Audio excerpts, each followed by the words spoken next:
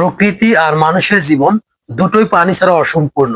আর সেই পানিকে নিয়ন্ত্রণ করে টিকিয়ে রাখা এটাই এক বড় শিল্প। নীলফামারী সারা সাইফুন ঠিক সেই শিল্পের এক নীরব সাক্ষী। এই যে দেখতে পাচ্ছেন এখানে চাচা ছিপ দিয়ে মাছ ধরতেছে, আর এই দিকটা হচ্ছে ব্রিজের নিচ দিয়ে পানি প্রবাহিত হচ্ছে। আমি বলবো এই ধরনের প্রকল্প শুধু একটি কাঠামো না, এটি মানুষের জীবন বদলে দেয়।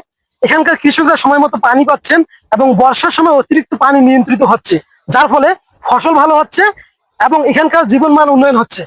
আসসালামু আলাইকুম, আমি এখন দাঁড়িয়ে আছি নীলফামারীর সারা সাইফুনে। আর এই জায়গাটিকে দেখলে মনে হবে যে সাধারণ একটি পানি যাওয়ার পথ, আসলে এর পিছনে রয়েছে বিশাল পানি নিয়ন্ত্রণ ব্যবস্থা এবং কৃষি উন্নয়নের গল্প। আজকে আমি এই ভিডিওর মাধ্যমে এই সারা সাইফুনের সকল তথ্যচিত্র তুলে ধরার চেষ্টা করব। সারা সাইফুন হলো পানি উন্নয়ন বোর্ডের একটি গুরুত্বপূর্ণ সেচ ও জলপ্রবাহ প্রকল্প। সাইফুন শব্দটা অনেকেই জানেন না। এটা এমন একটি ব্যবস্থা যেখানে পানিকে একদিক থেকে অন্য দিকে নিয়ে যাওয়া হয় সুড়ঙ্গ বা পাইপের নিচ দিয়ে। মানুষের চোখে সোজা মনে হলেও এই পদ্ধতি পুরো এলাকার পানি ব্যবস্থাপনা বদলে দেয়। এই অঞ্চলে আগে বর্ষায় পানি জমে যেত, আবার শুষ্ক মৌসুমে সেচের ঘাটতি দেখা দিত। তাই তিস্তা ব্যারেজ সেচ প্রকল্পের আওতায় এই সারা সাইফুন তৈরি করা হয়, যেন বর্ষার পানি নিয়ন্ত্রণ করা যায় এবং শুষ্ক মৌসুমে কৃষকের জমিতে পর্যাপ্ত সেচ পৌঁছানো যায়। এখানে দাঁড়ালে বুঝতে পারবেন যে পানি প্রবাহের যে সাউন্ডটা, এটা পুরো এলাকাকে মুখরিত করে তুলেছে। সাইফুনের কাজ হলো পানিকে চাপের মাধ্যমে নিচ দিয়ে সরিয়ে নেওয়া, উপর থেকে নিচে আবার নিচ থেকে সামনে। একটি নির্দিষ্ট ঢাল বা প্রেসার মাথায় রেখে পানি এগিয়ে যায়। এখানে বিশেষ গেট ও চ্যানেল রয়েছে, যেগুলো দিয়ে ঠিক করা হয় কোথায় পানি যাবে, কবে যাবে এবং কতটুকু যাবে। সবাই নিয়ন্ত্রণ করে পানি উন্নয়ন বোর্ড। এভাবে সারা বছর ধান, গম, আলু, সবজি সব ধরনের ফসলের জন্য সঠিক সময়ে পানি পৌঁছায়। ফলে কৃষি উৎপাদন বেড়েছে, সেচ খরচ কমেছে, আর জমি জলাবদ্ধতা হওয়া সমস্যা প্রায় নেই বললে চলে। সারা সাইফুনের পাশে দাঁড়িয়ে যে শান্ত পরিবেশ, এটা সত্যি উপভোগ করার মতো।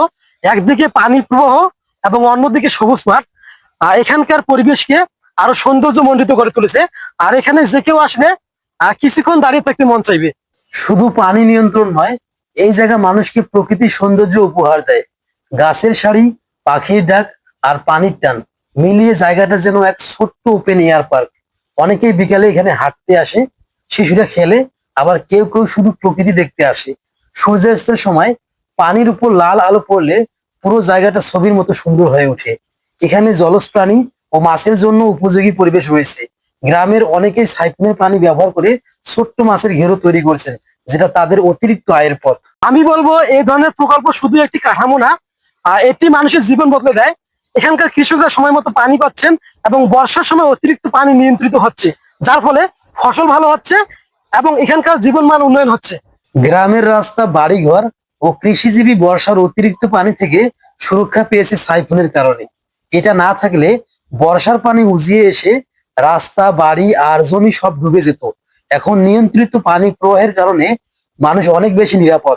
এভাবে একটি সাইফুন প্রকল্প পুরো অঞ্চলের অর্থনীতি, কৃষি, পানি ব্যবস্থাপনা এবং মানুষের জীবনযাপনকে উন্নত করেছে।